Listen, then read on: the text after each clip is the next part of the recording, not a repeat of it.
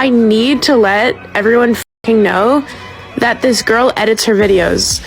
I was about to kill myself, and then I realized she edits her videos. I hate when people are like, oh, it's the filters, it's the filters. Joke's on you, I don't even use filters.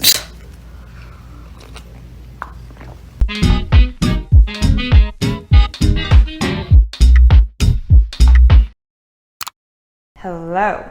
Today I want to touch on a topic that might seem a surprise to some, but also something that others might be very used to. But regardless, I think it's a very important topic to touch on because whether you're on TikTok for a minute, an hour, days, months, there is a very high chance that you'll come across a video where you're like, wow, this person is so pretty and their body ratio is surreal. Like, why is life so unfair when all these TikTokers are blowing up, making bank, when all they have to do is to showcase their hot and trending bodies? So let's talk about the popularity of body showing TikToks. Why the hell do bodies get views? And how filtered bodies are becoming the norm. Let's dive in. Bodies for the views.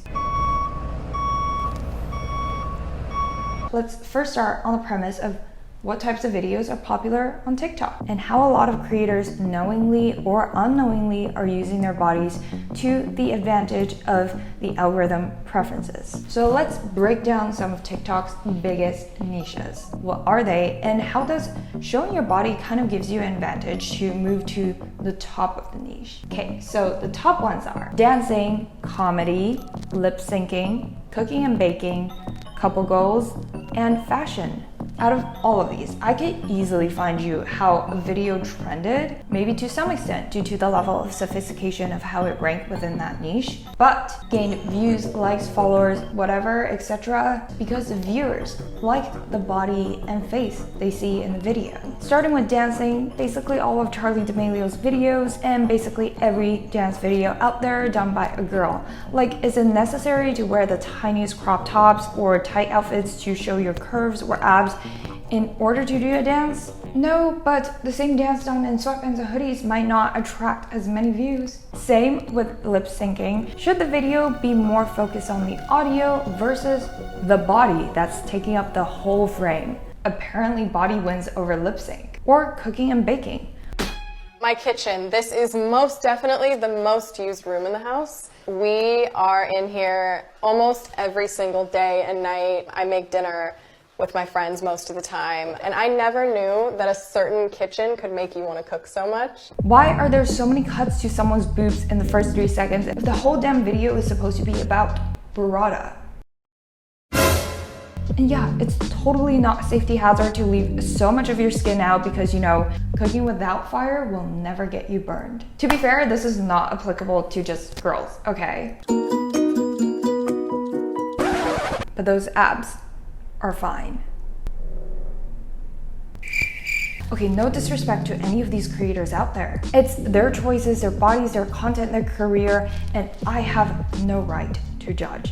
If anything, I think it's very smart of them because they know how to capture an audience. And they are mainly just playing by the rules of the algorithm of whatever works. So why the hell do bodies get views?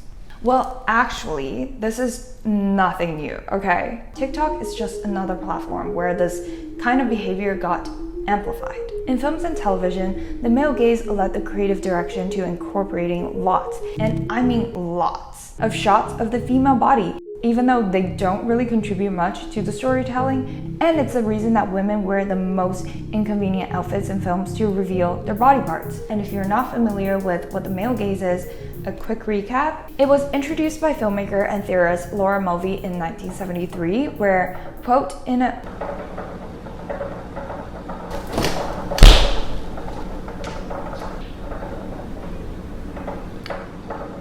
I don't like this fridge. Where in a world ordered by sexual imbalance, pleasure in looking has been split between active male and passive female. That women are objectified to adhere to heterosexual males' sexual fantasies. Is the male gaze dominant in today's media and social media landscape?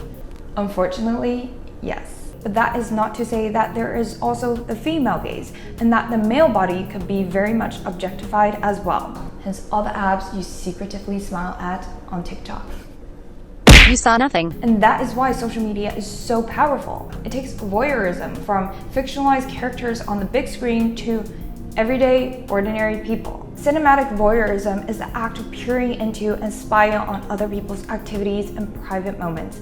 The subject does not know that he or she is being watched, which leaves the voyeur free to try to interpret what he or she sees. Imagine someone doing a very excessive TikTok dance 2 inches from your face. Chances are you won't be able to stare at their body the way that you can if you were watching from your screen. Behind the screen, we feel free to be judging and looking without being judged ourselves. The sense of safety that you can't find anywhere else outside of media is why bodies drive so much traffic online. Speaking of screens, thank you Casetify, aka my forever go-to phone case, for sponsoring this video and for protecting my phone from the hundreds of times I dropped it. If you guys have been following me for a while, you would know that I've been using this customized case since the beginning of my YouTube era. And she is still going strong, but super excited to change things up with these insanely cute cases. With endless print options, simply add a name or monogram to make it a custom case. Great gifts for friends and family. All with a signature drop protection, test approved for drops up to 9.8 feet. Casetify's new impact and ultra impact cases are made of 65% recycled and plant-based materials, 100% non-toxic and non-hazardous, and features an antimicrobial coating that kills 99% of bacteria. Literally the queen of cases. Go to casetify.com/ZoeUnlimited today to get 15% off your order. But coming back to the topic of trending bodies on social media, are these trending bodies or just trending filters? I'm so sick and tired of the Photoshop. Is anything real online? Huge round of applause to technology for being so advanced these days that you don't need a plastic surgeon to look like a goddess without imperfections. Even in videos, transform in minutes or maybe seconds. I can also change my hip size, give myself longer legs, even smooth out my skin and edit my face all in the same app.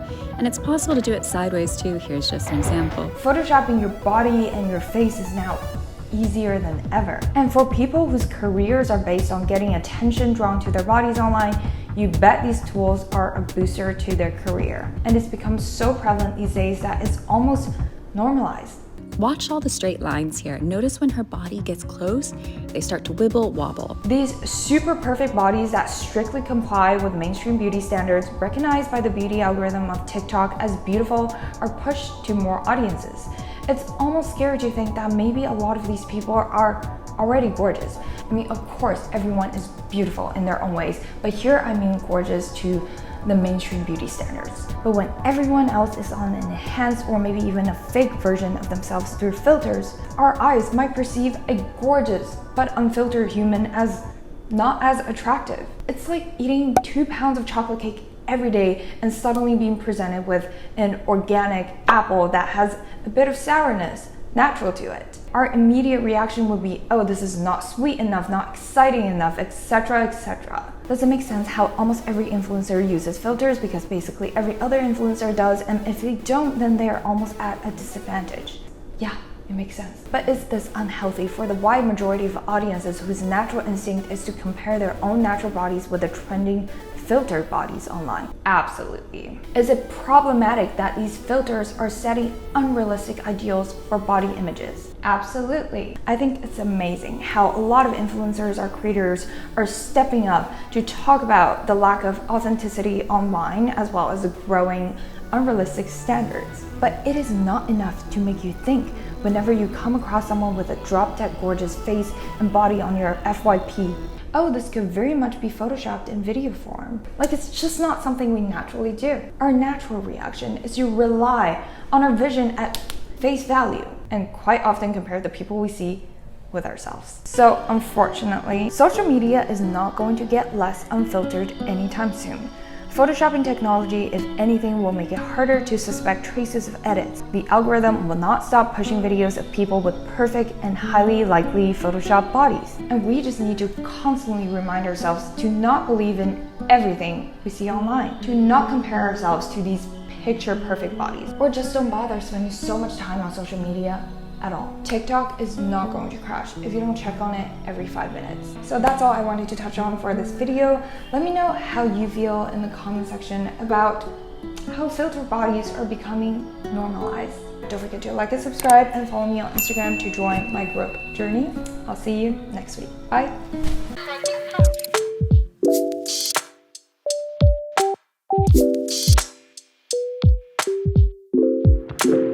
This is the end.